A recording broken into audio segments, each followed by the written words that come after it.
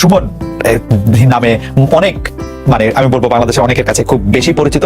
আমরা যখন আজকে ব্যারিস্টার সুমনের সাথে আমরা শো করব তখন অনেকেই আমাদের কাছে জানতে চেয়েছেন এই প্রশ্নটি করার জন্য। আমি একটা ছোট্ট করে এক লাইনে এই প্রশ্নটি করে রাখি যে আপনি আর ফেসবুক লাইভ করবেন কিনা বিভিন্ন সমস্যা নিয়ে, সাধারণ মানুষের বিভিন্ন সংকট নিয়ে।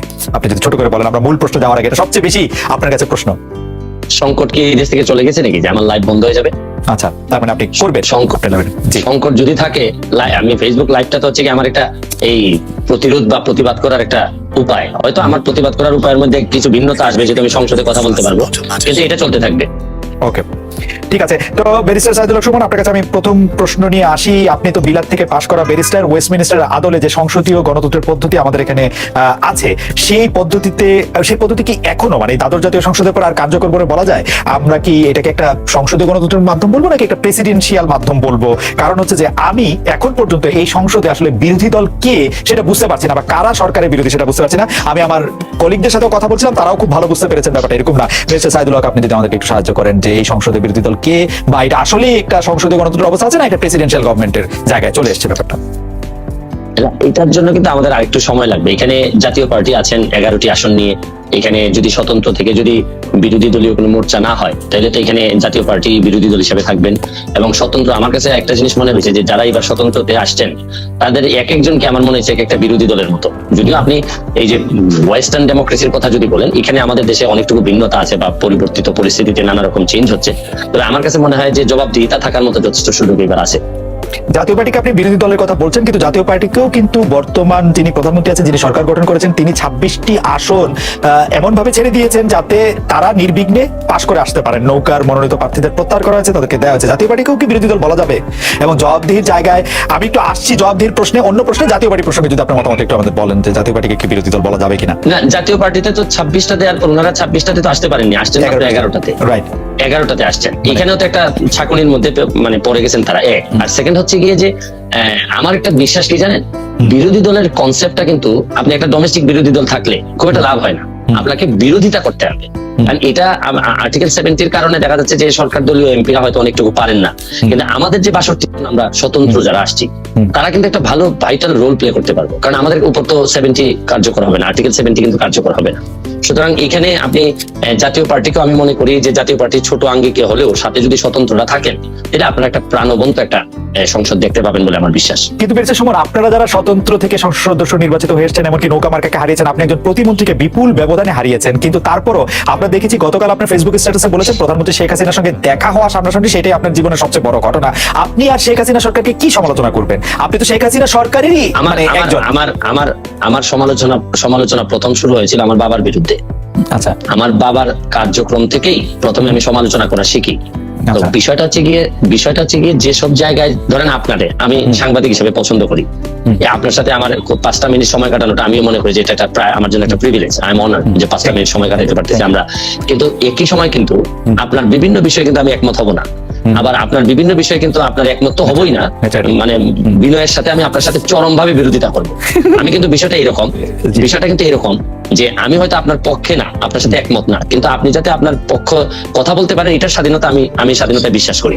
সুতরাং এখানে বুঝতে হবে যে জননেত্রী শেখ হাসিনা সরকার প্রধানের সাথে সাথে উনি বঙ্গবন্ধু কন্যা, জাতির জনকের কন্যা। উনার সাথে কিন্তু উনার কয়েকটা আইডেন্টিটি আছে, আপনারা হয়তো অনেকে একসাথে করে ফেলেন। আমার কাছে কিন্তু দেখেন, আমি কিন্তু এই এমপি হওয়ার আগেই বাংলাদেশ আওয়ামী লীগের প্রচার সম্পাদক যিনি বর্তমানে, তার বিরুদ্ধে মামলা হয়ে বাদী হয়ে কিন্তু আমি মামলা করেছি। সুতরাং আমি আওয়ামী লীগ করি, আওয়ামী লীগকে বঙ্গবন্ধুর আদর্শকে ধারণ করি, বহন করি, কিন্তু যেসব জায়গায় আমার সমালোচনা করার, যেসব জায়গায় আমার প্রতিবাদ করার, এই জায়গায় তো আমি বন্ধ হয় নাই, আমি কখনো আটকে থাকি নাই, বা চেষ্টা করছি, আমি যতটুকু পারছি আমি চেষ্টা করছি। এইখানে বঙ্গবন্ধু কন্যার সাথে দেখা করতে পারাটা আমার জন্য একটা সম্মানের। এখানে আপনারা মিলাই ফেলবেন না, কিন্তু উনি সরকার প্রধান যখন হবেন তখন সরকারের দায় যতটুকু থাকবে, যতটুকু উনার নেওয়ার বিষয় আছে, এখানে আমি হয়তো উনাকে বলবো যে মাননীয় নেত্রী, এখানে আমার মনে হয় কাজ করার সুযোগ আছে। আমার হয়তো বলার এখানে একটা জিনিস হয়েছে কি, এবার সংসদে আপনি কখনো কোনো খারাপ ভাষা হয়তো শুনবেন না, বকাবকি শুনবেন না, গালাগালি শুনবেন না। এবারে সংসদ হবে ভদ্রলোকের সংসদ। এখানে আপনি দেখবেন, কিন্তু বিরোধিতা কি হবে মানে আপনি মনে করছেন? চরম বিরোধিতা হবে। আপনি তো অরিজিনালি নৌকা, মানে আপনি নিজেরা বলেন, এমনিও বলেন। না, এখানেই প্রবলেমটা হচ্ছে গিয়ে আমি বঙ্গবন্ধুর আদর্শকে ধারণ করি, এবং আদর্শকে ধারণ করা মানে কি, মানে হচ্ছে গিয়ে উনার যে আদর্শটা আছে এটা আমাদের একটা কনস্টিটিউশনের মতো, যে হাইকোর্ট কিন্তু কনস্টিটিউশনকে মানে, কিন্তু যখনই কনস্টিটিউশন ভায়োলেট করার বিষয় আসে তখন কিন্তু হাইকোর্ট একটা রুল দিয়ে দেয়। তো বিষয়টা হচ্ছে গিয়ে যে আমার এই জায়গাটা ঠিক রেখে আমার দেশটাকে বাঁচানোর জন্য, দেশটাকে ভালো করার জন্য আমার যে সব জায়গায় নক করতে হবে, এই সব জায়গায় আমি স্বতন্ত্র হিসেবে আমার তো আরো স্কোপ আরো বেড়ে গেল। রাইট। বঙ্গবন্ধুর আদর্শের কোষ্টি পাথরে এই বিরোধী দলের নেতা নেত্রীদের জেলে রেখে ইলেকশন করাটা কেমন আসলে? এই প্রশ্নটা আমার মনে হয় সাকিব ভাইকে করেন। সাকিব ভাই এই আমার মনে হয় এটার জন্য উত্তর দেওয়ার জন্য সাকিবকে করার জন্য আপনার কষ্ট আছেন। আমি এমনি মনে করি এমনি আচ্ছা ঠিক আছে, আমি প্রশ্ন অন্যভাবে করি। বঙ্গবন্ধুর আদর্শ থেকে প্রশ্ন করলে আপনার কাছে কি মনে হয় যে আওয়ামী লীগ সভানেত্রী বা আওয়ামী লীগের যে যিনি সরকার পরিচালনা করলেন গত সংসদে যেইভাবে হামলা মামলা এবং বিরোধী দলের উপর যে নিপীড়নের অভিযোগটা করা হয়েছে, সেইটা আপনি আসলে কিভাবে দেখেন? মানে সংবাদপত্রের কণ্ঠরোধ মুক্ত সেই যে অভিযোগগুলি আছে মানবাধিকার, সেগুলির ক্ষেত্রে আপনার কাছে কি মনে হয়? মানে মানে মানে সেটা শেখ হাসিনার সরকার ঠিক মতো ছিল? আমার কাছে মনে হচ্ছে কি যে আপনি এই একজন নৌকার প্রার্থীকে প্রশ্ন করতেছেন। আচ্ছা ঠিক আছে, আপনি একজন স্বতন্ত্র প্রার্থীকে প্রশ্ন করতেছেন, নৌকার প্রার্থীকে, বিষয়টা এইভাবে না। তারপর আমি আপনাকে যেটা বলতে চাই হচ্ছে গিয়ে যে আদর্শের রাজনীতিতে থাকলে এক সময় আপনি সার্ভাইভ করবেন। যারা এখন বিভিন্ন অভিযোগ তুলতেছেন তাদের আদর্শের জায়গাটা আরো স্ট্রং হইলে দেখবেন আমার মতো ওনারাও বেরোয় আসবে। ওকে, আদর্শের রাজনীতিটা নিয়ে আপনি কথা বলেছেন, বেশ সাইদুল হক সুমন আপনারা পিছনে পড়ে গেলেন কিনা এটার উত্তর দিতে উনি 5 মিনিট অন্য বিষয়ে কথা বললেন। মানে আগে উনি সিদ্ধান্ত নিয়ে আসছেন এই কথাগুলো বলবেন যে সরকারের এই নাই সেই নাই, মানে সরকারের বিরোধিতা করবেন, এটা সিদ্ধান্ত নিয়ে এসে তারপর সেকেন্ড অপশনে গিয়ে আপনি যখন বাধ্য করলেন তখন উনি গিয়ে বলছেন যে না এটা একটা নৈতিক পরাজয়। কিন্তু বিষয়টা কি, এই যতই ডিসপিউটেড কোয়েশ্চেন অফ ফ্যাক্টের কথা উনি বলছেন বারবার, যে ওই শামীম পাটোয়ারি ভাইয়ের কথা বলছেন, অমুকের কথা বলছেন, এইগুলা বলার মানে কিন্তু হচ্ছে কি ভোট যে একটা প্রাণ চঞ্চল বা একটা প্রাণবন্ত ছিল এটার কিছুটা প্রমাণ পাওয়া যায়। আর আরেকটা বিষয় হচ্ছে গিয়ে যে সাকিব ভাইরা এখনো ওই যে উনি কিন্তু এবার নির্বাচন করলে কিন্তু উনি এখান থেকে কথা না বলে ওনার এলাকায় নির্বাচন করলে কিন্তু আরো অনেক ভালো করতে পারতেন, উনি আরো ব্যাপারটা আরো সামনাসামনি নিয়ে আসতে পারতেন। কিন্তু সাকিব ভাইয়ের রাজনীতি তো আপনি ঠিক করে দিবেন না। সাকিব ভাই তো এইটাই রাজনীতি করতেছেন যে তিনি আমি ঠিক করে দিচ্ছি না বলছি কি উনি তো এখান থেকে ডিসপিউটেড কোয়েশ্চেন অফ ফ্যাক্ট গুলা নিয়ে কথা বলছেন এবং উনি ধরে নিচ্ছেন যে এগুলা করছে। আসলে বিষয়টা একেবারেই এরকম না। আমার কথা হচ্ছে যে উনাদের ধরেন উনি বলছেন যে অসহিংস একটা বিষয়, কিন্তু আমার এলাকায় ভোটের আগের দিন আমার 3টা সেন্টার জ্বালিয়ে দেওয়া হলো, তারপর সকালবেলা এগুলা ঠিক করে ভোট, মানে সহিংসতা চেষ্টা কম হয়নি।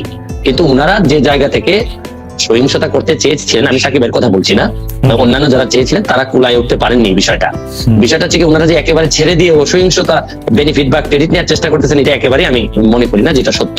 তারা যদি দাঁড়ানোর সক্ষমতা থাকতো, তাদের যদি ম্যান্ডেট থাকতো। আচ্ছা আমি একটা জিনিস বলি, মানুষ যদি ওনাদের প্রতি এতই ভালোবেসে ভোট দিতে না আসে, 90% লোক বসে থাকে, তাহলে এই 90% লোক আন্দোলনের সময় কই থাকে? তারা আসে না কেন? তারা পুলিশের গুলির ভয় পায়। বেঁচে সুমন, আপনি নিজে জানেন তারা পুলিশের গুলি ভয় পায়, তারা মামলার ভয় পায়। তারা এই যে আসেন বিষয়টা হচ্ছে কি, আমার এলাকায় যখন আমি নির্বাচন করতে যাই, আমি একেবারে ধরেন আমি একটা দুইজন একই মানুষের মধ্যে 2টি মন্ত্রণালয়, একজন মাননীয় মন্ত্রীর বিরুদ্ধে আমি নির্বাচন করতে গিয়ে আমি টের পেয়েছি যে আমার কত ডিফিকাল্টিস হয়েছে। কিন্তু আমার আদর্শের জায়গা এবং আমার কাজ করার যে সক্ষমতা ছিল বলে কিন্তু আমার লোকজন কিন্তু ওই যে বুলেট বা কিছুই ভয় পায়নি, তারা কিন্তু চলে গেছে। সুমন, আপনি ভুলে যাচ্ছেন যে আপনি নির্বাচনে অংশগ্রহণ করার আগে আওয়ামী লীগের সভানেত্রী শেখ হাসিনা বলেছিলেন যারা আমার দল করে কিন্তু আসলে অন্যভাবে নির্বাচন করতে চায় তাদেরকে নির্বাচন সুষ্ঠুভাবে করতে দিতে হবে। আপনি অরিজিনালি নৌকার সাপোর্টার, আওয়ামী লীগের মানে একজন কেন্দ্রীয় লোকের চেয়েও আপনার আসলে এক ধরনের পরিচিতি ক্ষমতা বেশি নানা কারণে, তো সেই কারণে আপনি এটা করতে পারছেন। এটা কি একটা বিএনপি লোক করতে পারতো এরকম? ওনারা তো আগেই ছেড়েই দিলেন আমাদের। দেখেন বিএনপি যদি নির্বাচনে আসতো তাহলে কিন্তু আমার নির্বাচন করা হতো না, আমাদের কিন্তু একজনই থাকতো। আমি কিন্তু ধরেন আমি যার বিরুদ্ধে নির্বাচন করেছি উনি নৌকার নমিনেশন পেয়েছেন, বিএনপি আসলে কিন্তু আমি ওনার পক্ষে নির্বাচন করতাম। কিন্তু এখন বিএনপি যে আসেনি, কারণ ওনাদের নানা রকম কমপ্লেন থাকতে পারে। এখন প্রশ্ন হচ্ছে গিয়ে, বাস্তবতা হচ্ছে গিয়ে ওনারা এখন একেবারে পেছনে পড়ে গেছেন। ওনাদের কিন্তু এখন আমাদের আলোচনা কিন্তু পুরো বাংলাদেশ জুড়ে হচ্ছে যে মন্ত্রী এটা ভালো হয়নি, এটা ভালো হয়েছে, এইরকম হচ্ছে। কিন্তু ওনারা যে দাবি করতেছেন আমি ব্যক্তিগতভাবে মনে করি তাও disputed question of fact. Sakib ভাই আমার সাথে একেবারেই না, আমি সাকিবের একমত হতে পারি না, আমি আপনার সাথে একমত না। আমি আপনাদের জানতে চাইতে পারি যে আপনার মাথায় কি মনে হয় যে নির্বাচন কমিশন ঘোষিত যে নাম্বার 41.8% লোক এবার ভোট দিয়েছে, অর্থাৎ প্রতি 10 জন ভোটারের 4 জন ভোটার ভোট দিয়েছেন, এটা কি আপনার কাছে ফ্যাক্ট মনে হয়? আমি অবশ্য ঢাকার বাইরে যাইনি, আমি আগেই বলে রাখি আমি মাত্রই 7-8টা কেন্দ্র দেখেছি। কিন্তু বিষয়টা হচ্ছে কি, আপনি আমাকে বলেন যে 41.8% আপনার কাছে রিয়েলিস্টিক মনে হয় কিনা? যেমন ধর আমার এলাকায় যেটা আমি তখন তো আমি সারা বাংলাদেশ নিয়ে একেবারেই কনসার্ন ছিলাম না, আমার এলাকায় 50% অ্যাবভ, আমার এলাকায় 50% অ্যাবভ, কিন্তু ওভারঅল আমার কেন জানি মনে হয়েছে যে ভোটের আগ্রহ খুব বেশি, যে মানুষের যে একেবারে মানে সবকিছু ফেলে দিয়ে ভোট দেওয়ার যে আগ্রহ, এটা অত বেশি মানুষের মধ্যে নাই। ওভারঅল যে এই 70% হবে 60% হবে এরকম আগ্রহটা আমি খুব বেশি যেমন দেখছি তা আমি বলবো না, কিন্তু বিষয়টা হচ্ছে কি আমার এলাকা বা আমার পাশাপাশি এলাকা যতগুলাতে আমি দেখলাম যে ভোট 40% হওয়াটা অস্বাভাবিক আমার মনে হচ্ছে না, তবে 50-র উপরে গিয়ে বলাটা আমার কাছে মনে হচ্ছে অস্বাভাবিক। এখন এটা আবার ডিপেন্ড করে কিছু কিছু সেন্টারে হয়তো আপনি যেটা বললেন যে 13% ভোট পেয়ে ঢাকার একজন এমপি নির্বাচিত হয়েছেন, তো ওভারঅল যদি আপনি মিলান তাহলে আমার কাছে মনে হয় যে এটা যে খুব বেশি আমি অবিশ্বাস করবো এই জায়গা আমার নাই। আপনারা হয়তো অবিশ্বাস করতে পারেন। আপনি এবার মনে করছেন যে নির্বাচন কমিশন কোনো আনফেয়ারনেস সেট আপ করেছে, ভোট স্টাফিং হতে দিয়েছে বা এরকম কোনো কিছু আসলে ঘটে নাই, মানে এটা আপনি মনে করছেন? আমি তো এটারই রেজাল্ট হয়নি বলেই তো আমি আসতে পারছি না, আমি আসতে পারতাম না। না, আপনারটার ব্যাপারে আসলে সাকিব ভাই কোনো ডিসপিউটও করতে চাচ্ছেন না, আপনার ব্যাপারে এককভাবে আলোচনাও করতে চাচ্ছেন না, সার্বিকভাবে আমি যতটুকু প্রশাসনের সাথে আলাপ করছি আমার পুরো সিলেট বিভাগ, তাইলে আইজিপি সাহেবের ভাই কিভাবে ফেল করে আপনি বলেন? প্রশাসন যদি কোনোভাবে এখানে যদি কি করতো, প্রশাসনে যদি আপনি বলেন যে প্রশাসন শাসন করছে, এটা হচ্ছে একটা গ্র্যান্ড ডিজাইনের অংশ, এরকমও বলেন কেউ কেউ যে আইজি সাহেবের ভাই ফেল করবেন, প্রেসিডেন্ট ফেল করবেন, তারপরে এগুলি গ্র্যান্ড ডিজাইনের প্রতিমন্ত্রী। আপনি যদি এই কথাগুলো বলেন তাহলে এই ডিজাইনারের মধ্যে আপনিও আছেন। আমার থাকতে হয় না, আমি তো অবজারভার, আমি ডিজাইন দেখি তো। আপনি যদি ডিজাইনের কথা বলেন তাহলে নিশ্চয়ই আপনার কাছে ইনফরমেশন আছে, আপনি আমাকে এটার একটা প্রুফ দেন, আমি আপনার নিয়ে হাইকোর্টে যাই। ইনফরমেশন না, আমি এক ধরনের অবজারভেশনের কথা বলতেছি, আপনি হাইকোর্ট আমাকে অলরেডি দেখিয়ে দিয়েছেন, আরো নিশ্চয়ই দেখাবেন, আপনার সময় আছে। আমি হচ্ছে যে আমরা দর্শকের কাছে গেছিলাম, দর্শকদের সাইদুল হক, আমি আপনার কাছে জানতে চাইবো যে সত্যি সরকার চায় এবং একটি ফর্মুলা এসছে যে আমরা আসলে, আমি বারবার এই ফর্মুলাটি আসলে সরকার যারা সমর্থক সাংবাদিক বুদ্ধিজীবী তাদের কাছে শুনছি যে বাংলাদেশে নাকি দেখতে হবে এরকম একটি ছাকনি দিয়ে যে কারা আসলে স্বাধীনতা সপক্ষের শক্তি, কারা স্বাধীনতা সপক্ষের শক্তি দুই, তারাই আসলে সরকারি দল বা বিরোধী দল থাকবে, বাকিরা সব বাদ পড়ে যাবে। এইটি সম্পর্কে আপনার একটু মতামত জানতে চাইবো। আমি মতামত জানতে চাইবো যে সরকার কি সত্যি সব দলকে জাতীয় দল হিসেবে দেখতে চায় কিনা, আপনি এটি কি মনে করেন? আরেকটি প্রশ্ন করবো যে আমি দেখলাম যে আওয়ামী লীগ সভানেত্রী যাদেরকে নমিনেশন দিয়েছেন তাদের মধ্যে অন্তত 60 জনের বেশি লোক হেরেছেন, 70 জনের মতো হেরেছেন। এটি কি আপনি সাংঘাতিক রকমের poor and bad and wrong judgement মনে করেন কিনা আওয়ামী লীগের সভানেত্রীর কাছ থেকে? আমি প্রথম প্রশ্নের জবাবে আগে আসি যে সরকার কি এটি চাচ্ছে কিনা যে Awami League B, Awami League C, Awami League D তৈরি হোক বাংলাদেশে? দেখেন, আমি যে উত্তরটা শুরু করার সময় একটা কথা বলতে চাই যে আমি পড়ছিলাম ছোটবেলায় যে অধিকার ছাড়িয়ে দেয়া অধিকার রাখিবার মতো বিড়ম্বনা নাই। তো সাকিব ভাই যখন নির্বাচনে কারচুপি এইসব নিয়ে কথা বলেন, তখন আমার একটা বিষয় আশ্চর্য লাগে যে নির্বাচন বয়কট করার পর ধরেন আমি গেলাম না এই নির্বাচন, তারপরে এই নির্বাচন কিরকম হয়েছে এটা নিয়ে আলোচনা করাটা বরং আগের যে স্ট্যান্ডিং আমার এটাকে দুর্বল করে দেয়। জানেন, আমি যখন আমাকে সাকিব ভাইকে প্রশ্ন করা হলে উনি তো বলতেন যে ভাই আমি যে নির্বাচনে যাই নাই, সুতরাং এটা ধরেন আওয়ামী লীগ করছে নির্বাচন গেল প্রথম ফার্স্ট কোশ্চেন। একটা সেকেন্ড একটু কোশ্চেন আছে, সাকিব ভাই নির্বাচনে যায় নাই কিন্তু সাকিব ভাই তো বাংলাদেশের জনগণ, বাংলাদেশের জনতা। আমি বলছি, আমি শুনেন, মানে না প্রশ্ন করতে পারবে, কিন্তু উনি যে স্ট্যান্ডিং নিয়ে যায় না নির্বাচনে, এই স্ট্যান্ডিং এর পরে বরং উনি নির্বাচনের কারচুপি নিয়ে কথা বলাটা নির্বাচনের উনি বৈধতা দিলেন। এটা হচ্ছে কি আমি ব্যক্তিগতভাবে মনে করি, আপনারা দ্বিমত করতে পারেন, এটা আমার মত হচ্ছে কি যে আমি যখন যে নির্বাচনে দিলেন আমি আপনার কাছে ক্ষমতা দিয়ে দিলাম, ভাই যান আপনি আপনার সাথে আমি নাই, আপনার আন্ডারে আমি নির্বাচন করব না।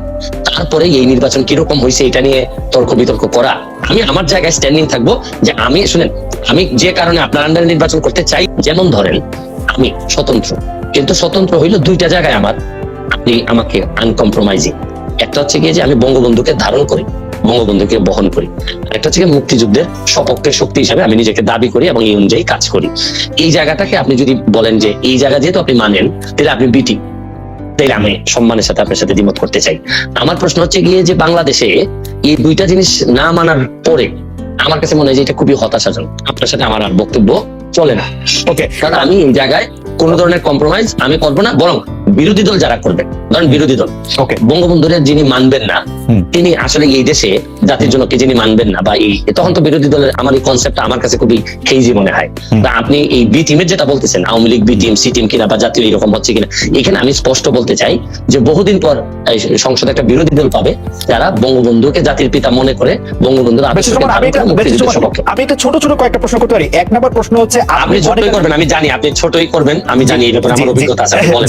আপনি কি মনে করেন কিনা এই সরকার গত 15 বছর ধরে, গত 5 বছর ধরে বঙ্গবন্ধুর আদর্শ ধারণ করে? বঙ্গবন্ধুর আদর্শ ধারণ করা মানে কি, মানে আওয়ামী লীগের বিরুদ্ধে যেসব অভিযোগ, আমি খালি আর্থিক অভিযোগগুলি আপনাকে শুধু মনে করে দিতে চাই। আমি শুধু মনে করে দিতে চাই আওয়ামী লীগের সরকাররা কিরকম, আওয়ামী লীগের সরকারে যারা ছিল তারা কিরকম আঙুল ফুলে কলা গাছ হয়েছে, সেটা আমি শুধু মনে করে দিতে চাই। আমি উত্তর দিচ্ছি আপনাকে, আমি এই জায়গাতেই থাকতে চাই। আপনি মুক্তিযুদ্ধের চেতনা বলতে আপনি মনে করেন এই জায়গায় থাকতে চাই। ভোট হবে হচ্ছে আমরা, আমি জি আমি এই জায়গায় থাকতে চাই, এই জায়গায় থাকতে চাই। বলেন। এই যে দুর্নীতি, জি, দুর্নীতি থেকে শরীরটার মধ্যে নিজের শরীরে ক্যান্সার হওয়ার মতো, যে জায়গাটাতে ক্যান্সার হবে এই জায়গাটা কেটে ফেলতে হবে। এখন আপনি এইসব বিষয়ে আমি সারা দিন আপনার সাথে আলোচনা করতে রাজি। বঙ্গবন্ধুর চেতনা, বঙ্গবন্ধুর আদর্শ মানে একই সাথে আপনি এই কথা বলে আপনি দুর্নীতি করতে পারবেন না। এই দুর্নীতি যেদিন আপনি করবেন তখন আপনার এই জায়গাটাকে আপনি আসলে রীতিমতো আপনি এই জায়গাটাকে নষ্ট করে দিলেন। এই ব্যাপারে আপনার সাথে আমার কোনো দ্বিমত নাই। ধরেন আপনি দুর্নীতি বলেন, সন্ত্রাস বলেন, মাদক বলেন, এগুলো তো আলটিমেটলি আমাদের যেভাবে কনস্টিটিউশনের বাইরে যায়, বঙ্গবন্ধুর আদর্শের বাইরে যায়। এই ব্যাপারে আমি কিন্তু আপনার সাথে কোনোভাবেই দ্বিমত করবো না। এবং এই কারণেই আমার যে ব্যারিস্টার সুমন হয়ে ওঠার যে গল্প, এখানে কিন্তু দেখেন আমার আওয়ামী লীগ করেও আওয়ামী লীগের প্রচার সম্পাদকের বিরুদ্ধে আমি মামলায় বাদী। আমি আওয়ামী লীগ করেও আমি যত জনমন্ত্রীর বিরুদ্ধে আমি কথা বলছি, সবই হচ্ছে গিয়ে দুর্নীতি সংক্রান্ত বিষয় নিয়ে আমি কথা বলছি। আমি বলছি যে এটা কোনোভাবেই বঙ্গবন্ধুর আদর্শ হইতে পারে না। আমার সাথে আমি যুবলীগের আইন সম্পাদক হিসাবে অব্যাহতি পাই কেন? আপনি এটাও জানেন যে আমি যুবলীগের আইন সম্পাদক, আপনি প্রথম আমার ইন্টারভিউ নেন যুবলীগের আইন সম্পাদক হওয়ার পর। আমার অব্যাহতির কারণটা কি ছিল? আমার কারণটা ছিল আমি বলছিলাম যে একজন ওসি সাহেব আওয়ামী লীগ করার দরকার নাই। আমি বলছিলাম যে উনার এই মিছিল মিটিং করার দরকার নেই, আওয়ামী লীগ করার জন্য যথেষ্ট পরিমাণ মানুষজন আছে। কিন্তু এই ক্ষেত্রে তারপর আমাকে অব্যাহতি দেওয়া হলো। এখানে একটা মিসআন্ডারস্ট্যান্ডিং থেকেই যায়। আমি বলছি বাংলাদেশের হয়েছে কি, আপনি বাংলাদেশের আদর্শ, রাষ্ট্র, সরকার প্রধান, দলীয় প্রধান, এগুলার মানুষ এমন ভাবে গুলাই ফেলে যে এখন আমরা এক জায়গায় নিয়ে কথা বলতে পছন্দ করি। আসলে কিন্তু আমি সরাসরি প্রশ্ন করি, শেখ হাসিনা বঙ্গবন্ধুর আদর্শ ধারণ করেন বলে আপনি মনে করেন কিনা? অবশ্যই আমার এই পর্যায়ে কোনো প্রশ্ন, আপনি মনে করেন যে উনি বঙ্গবন্ধুর আদর্শ ধারণ করেন? আমার কিন্তু আমি প্রশ্ন আদর্শ ধারণ করেন এবং সরকার প্রধান হিসাবে এই বাস্তবতায় কতটুকু কি হয়েছে না হয়েছে এগুলো নিয়ে আলোচনা থাকতে পারে। কিন্তু বঙ্গবন্ধু কন্যা আদর্শকে ধারণ করেন। কিন্তু যখন সরকারে আপনি আসবেন, যেমন আপনি যখন মডারেটর, তখন আপনি আমাকে কতটুকু সময় দিলেন না দিলেন এটা নিয়ে কথা থাকতে পারে। যে আপনি সাকিব ভাইকে বেশি সময় দিয়েছেন কিনা এটা নিয়ে নানা ধরনের কথা থাকতে পারে। কিন্তু যে মেইন জায়গাটা, এই জায়গাটা ইনটেক্ট। ওকে, আর আমি একটু অন্য প্রসঙ্গে, আপনি যে কথাটা শুরু করেছিলেন যে আপনি সাকিবের রাজনীতি নিয়ে কথা বলার বা নির্বাচনে কথা বলার প্রসঙ্গে বলতেছিলেন, আমি আসলে সাকিবকে প্রশ্ন করেছিলাম এটা জয় পরাজয়ের কোষ্ঠী পাথরে, এটা কি উনি কি মনে করেন? উনি মনে করেন যে আওয়ামী লীগের রাজনৈতিক পরাজয় হয়েছে, কারণ তারা ভোট বর্জনের আহ্বান জানিয়েছিলেন, 10% মাত্র ভোট পড়েছে, 90% ভোটার আসলে এই ভোটকে বর্জন করেছে, সেই জন্য এই প্রসঙ্গটা তোলা। আর মুক্তিযুদ্ধের চেতনার মধ্যে আপনি বলে রাখছেন, আপনি আমাদেরকে বলছেন, অনেক দর্শক আমাদেরকে দেখছেন, আপনারা শুনলে আসলে দর্শকরাও 46,000 দর্শক একসঙ্গে লাইভ দেখছেন ইউটিউবে, এটি বড় নাম্বার। তো আমরা মনে করি যে সকল দর্শকের সামনে আপনি বলছেন যে বঙ্গবন্ধুর আদর্শ এবং মুক্তিযুদ্ধের আদর্শের বাইরে কোনো কিছু হলে আপনি তার সঙ্গে নাই, আপনি সেটির মধ্যে বলবেন, আমরা এটি দেখবো যে আপনি এটি আসলে কিভাবে এটি পালন করেন বা কিভাবে এটি এক্সিকিউট করেন। নিশ্চয়ই আপনি আমাদেরকে এটি দেখাবেন।